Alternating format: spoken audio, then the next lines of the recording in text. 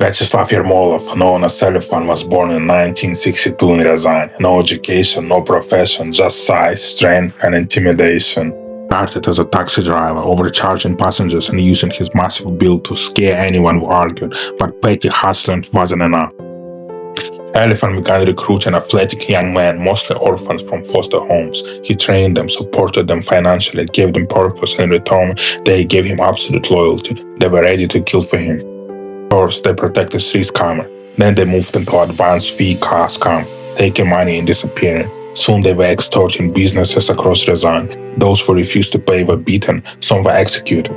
They also taxed local gypsy drug dealers. When one dealer lied about profits, Elephant's men killed him with an axe and brutally beat his pregnant wife. By the mid-90s, Ryazan belonged to the Elephants. The war broke out.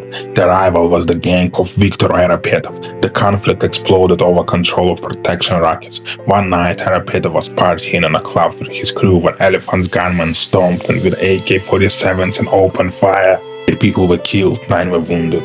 Viktor survived. Revenge followed. Elephant's closest friend and co-founder Nikolai Maximov was assassinated while visiting his lover. The widow of one of their own members, Arapetov, escalating things to madness.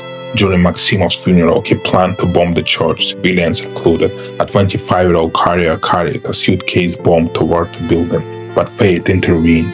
At the exact moment, a gangster nearby locked his car with a remote, accidentally triggering the explosive.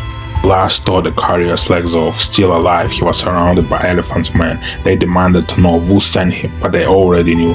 He died before the ambulance arrived. A month later, Elephant's gang murdered Sergei Arapetov, Viktor's brother, even though he wasn't involved in crime. They hoped Viktor would attend the funeral. He didn't. Instead, on the 9th day after his brother's death, Viktor struck back, killing Alexander Mildin, known as Koka, a man very close to Elephant. Attempts were made to bomb Elephant at a restaurant meet. He cancelled at the last minute and survived. Finally, Elephant made his move. His killers tracked Viktor to Moscow, pretending to be police officers. They dragged him from his car, drove him to the woods, tortured him and killed him. With Arapetov gone, Elephant crushed smaller gangs that tried to take territory. Ryazan became a battlefield soaked in blood.